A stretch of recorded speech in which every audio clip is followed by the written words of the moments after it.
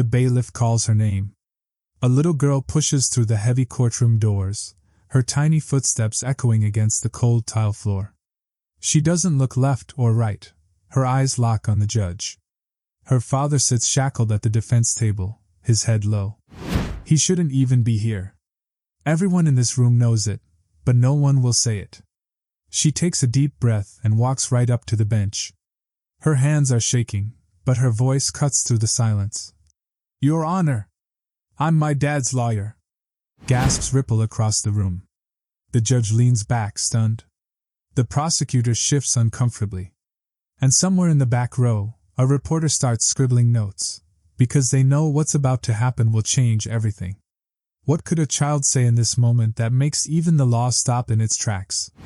Before that day in court, life for Maya was small but steady. She was 9, too young to understand the world's ugliness, but old enough to notice the way people looked at her father. They lived in a tiny apartment above a grocery store, the kind where the smell of fresh bread drifted in through the windows each morning. Her father, Darius, worked long hours at the local community center, fixing broken basketball hoops and helping kids with homework. To Maya, he was a hero, always smiling, always believing in fairness. But outside their little bubble, the world didn't see him the same way. Neighbors whispered when he walked by. Police cars slowed down near their building more often than anyone else's. Darius brushed it off, telling Maya, "We keep our heads up. We don't give them a reason." Still, there were moments, a knock on the door late at night, the sound of heavy boots in the hallway, that made her heart race. And then one afternoon, it happened. The knock. The shouting. The handcuffs. In the blink of an eye, her father was gone, and the people who took him didn't care about the truth. The day Darius was arrested started like any other. Maya had been coloring at the kitchen table when she heard heavy boots pounding up the stairs. Her father opened the door before they could knock again. 4 officers filled the doorway, their hands already on their belts. "Darius Thompson?" one asked, though his tone made it clear it wasn't really a question. Before her father could answer, they stepped inside. No warrant was shown. No explanation given. The lead officer pointed to Maya. "Get her out of the way." She clutched her father's arm. "Daddy? It's okay, baby," he said, his voice steady but tight. He turned to the officers. "What's this about?" They didn't answer. Instead, they spun him around, forcing his hands behind his back. The cuffs clicked shut. One officer muttered something about matching the description. Maya didn't understand. Her father had been at the community center all morning. But she saw the look on his face, the mix of fear and resignation, and she knew this wasn't a mistake. This was something else. Maya's small hands trembled as she opened her notebook, the paper crinkling loud enough for the whole courtroom to hear. Her voice was soft at first, but each word seemed to gain weight as it left her lips. "My dad didn't do what you say he did," she began, her eyes fixed on the judge. "He was at the community center, fixing the basketball hoop, just like he promised the kids. I was there. I saw him. And so did 20 other people. But nobody here wanted to listen." The prosecutor shifted in his chair, but she kept going. "You tell people to tell the truth in court. But when my dad told the truth, you called him a liar. When the witnesses told the truth, you ignored them. Why? Because his skin is brown? Because you already decided who he was before you even met him?" A hush fell over the courtroom. Somewhere in the back, a pen stopped moving. She turned to the jury box, her gaze steady. "If you send my dad to prison, you're not just taking him from me. You're taking away the only person who ever told me I could be anything. You're proving that no matter how good we are, no matter what we do, you'll never see us as equal." Her voice cracked on the last word, but she didn't stop. "You might think I'm just a kid, but I know right from wrong. And what you're doing to my father is wrong." For a moment, the only sound was the faint hum of the overhead lights. The judge leaned forward, his hands folded under his chin. "Miss Thompson," he said slowly, "do you have anything else to add?" Maya swallowed hard. This was it. the moment she had rehearsed in her head over and over. She took a deep breath. "Yes, Your Honor. I have proof." Gasps erupted in the gallery. She reached into her backpack and pulled out a small, battered camcorder. "This was recorded at the community center on the day you say he was stealing from that store. It shows him fixing the hoop the whole time." The bailiff stepped forward to take the camera. The prosecutor sprang to his feet. "Your Honor, this is highly irregular." "Sit down," the judge ordered, his tone icy. As the video played on the court's monitor, every second felt like a lifetime.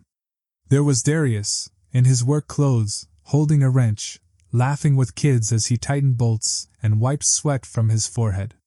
The time stamp matched the moment the burglary took place across town. When the screen went black, the silence was deafening. The judge's face was unreadable. The prosecutors were pale. Maya looked at her father. For the first time in weeks, he was smiling, just a little. But she knew it wasn't over. Not yet. The judge cleared his throat. "We will take a brief recess before I make my ruling." As the gavel struck, Maya's heart pounded.